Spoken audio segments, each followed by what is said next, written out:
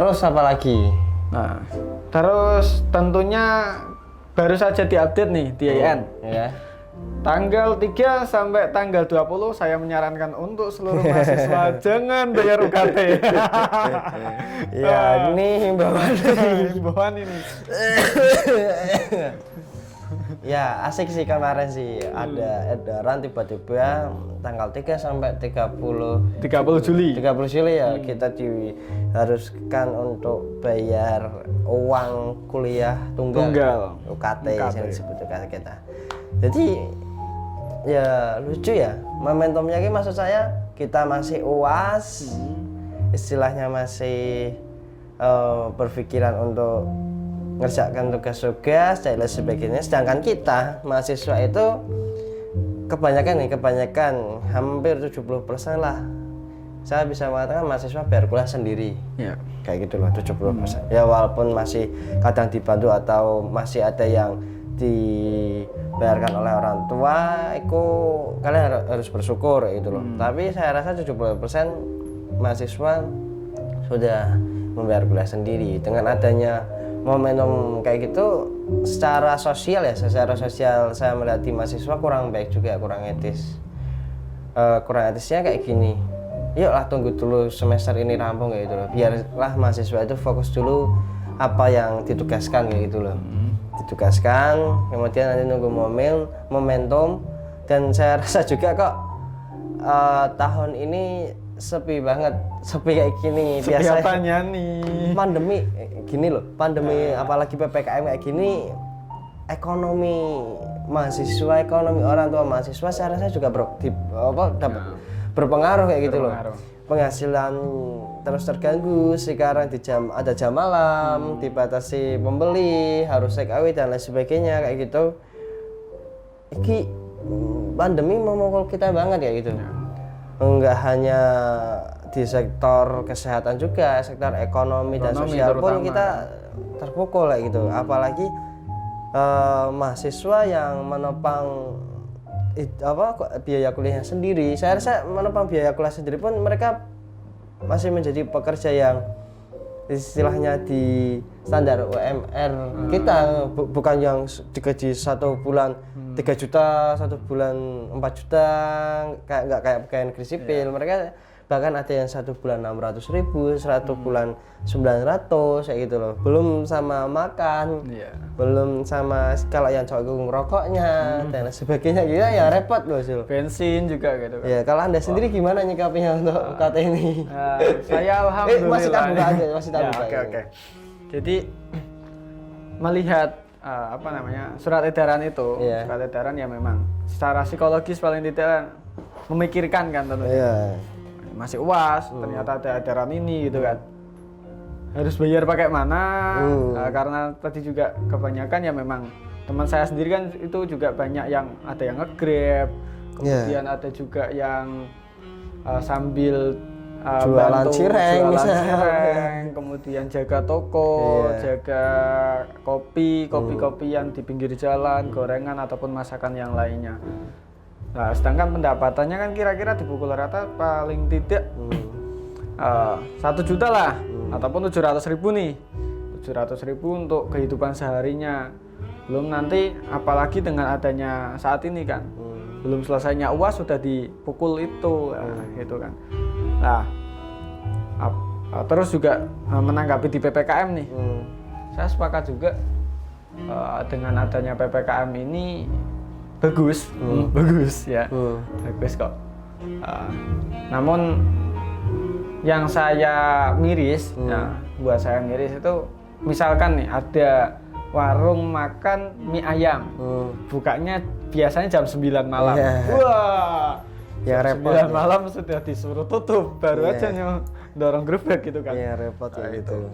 Akhirnya menjurus pada kalau semester kemarin itu alhamdulillah kan kalau di IAIN kan udah ada dibantu dengan adanya keringanan, keringanan dan juga banding gitu. Nah saat ini kok baru saya lihat itu adanya banding saja. Mungkin master yang melihat keringanan pernah melihat ya untuk semester depan ini? Kalau kabar, banding kan kabar. sudah menjadi budaya ya dari dulu. Iya.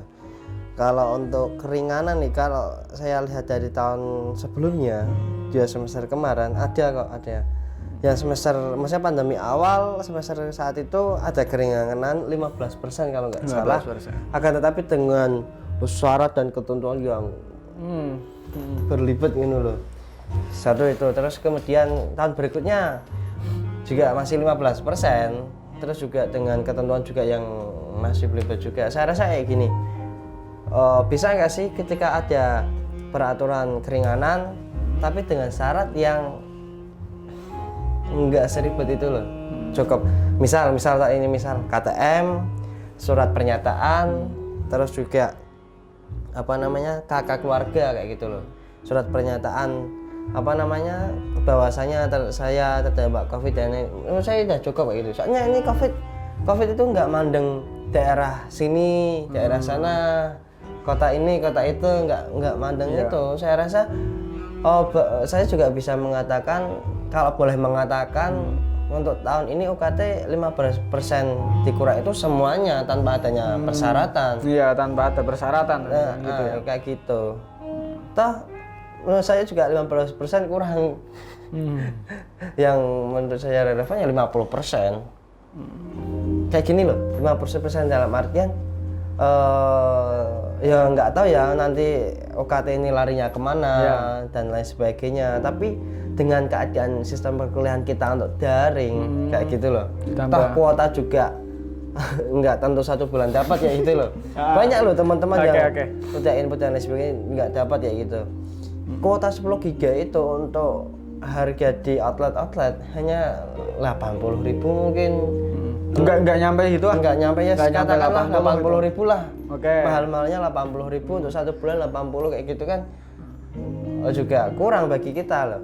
Jujur aku ketika dapat 10 giga pun paling tak pakai 4 atau 5 hari sudah end. Itu masternya yang terlalu boros. Enggak ya, tapi memang kebanyakan seperti itu sih. Yes, katakanlah 2 minggu masih nggak sampai 1 bulan. Nggak sampai 1 bulan. 14 hari. Ayolah, inilah yang mempunyai kebijakan kayak gitu toh. Kita support bareng-bareng pandemi ini, Indonesia udah pulih bareng-bareng juga kayak gitu loh. Jangan sampai hanya memberatkan di satu sisi. Kalau nggak bisa 50%, oke, kita potonglah 15 atau 20, tapi semuanya. Coba semuanya gitu. Toh pandemi ini efeknya bukan ketika misal nih aku karena pedagang besar kena efeknya, terus dia anaknya siapa gitu nggak kena, enggak, semuanya kena kok kayak gitu. Baik itu terkena secara kesehatannya maupun tadi sosial dan juga ekonominya kan. Betul. Karena siklusnya juga berputar gitu kan. Iya, betul. Sampean dodol bebek misalkan, warung makan bebek gitu kan, saya batian, itu kan sama saja. Sama saja, nggak memandang apa-apa sih, sepakat. Kalau mengenai banding nih, saya rasa ada beberapa fakultas itu yang memang begitu amat menyulitkan ketika proses banding. Saya lihat di beberapa Google Form di lapangan itu juga ada, saya sudah mengajukan 3 kali, nah, ternyata kok nggak pernah tersampaikan bandingnya. Lah, tip dan triknya apa nih Master kira-kira? Master kan pernah banding, saya dengar-dengar gitu. Enggak pernah. Saya nggak pernah banding, alhamdulillah. Salah orang ternyata saya. Mungkin dengar-dengar itu mengenai banding. Untuk banding sendiri ya gini, kita jujur-jujuran aja gitu loh. Dalam artian banyak teman-teman juga yang istilahnya mempunyai strata ekonomi yang mampu tapi banding. Ya maksud saya yang ditakutkan nanti kan ini juga menjadi cerita mereka yang membutuhkan gitu loh. Yang sebenarnya strata ekonominya rendah dan membutuhkan itu malah kena imbasnya. Misal kayak penting-penting kamu sering do banding itu, yang mereka yang banding itu anak-anak orang kaya semua jangan dilolosin dan lain sebagainya gitu. Enggak, maksudnya kita jujur-jujuran dulu di situ. Terus emang kalau kalian butuh, maksudnya kalian butuh banding, ya silakan ngajukan dengan berkas-berkas yang sudah ada kayak gitu loh. Misal karena penghasilan orang tua 600.000, ya tulis saja 600.000 kayak gitu loh. Misal ayah sudah meninggal, yaitu ya jujur aja di situ nggak meninggal. Dan kemudian pemberkasan itu harus dikawal terus sampai tembusnya di institut. Kayak gitu, dikawal dalam artian tekon karo sing ngurusi, bertanya sama yang mengurusi berkas-berkas itu gimana kelanjutannya mas, kayak gitu. Ini pengumumannya kapan dan lain sebagainya kapan. Dan yang terpenting sih dibanding itu, ini kan soal rezeki ya, mas, soal rezeki ya. Kita juga nggak tahu kok berapa UKT kita dulu kayak gitu loh, yang bakal kita dapatkan nanti. Entah kan ada yang 3 juta, ada yang 2 juta, ada yang 1,5 juta, bahkan ada yang 400.000. Nggak tahu itu standarnya dari mana untuk menetapkan itu.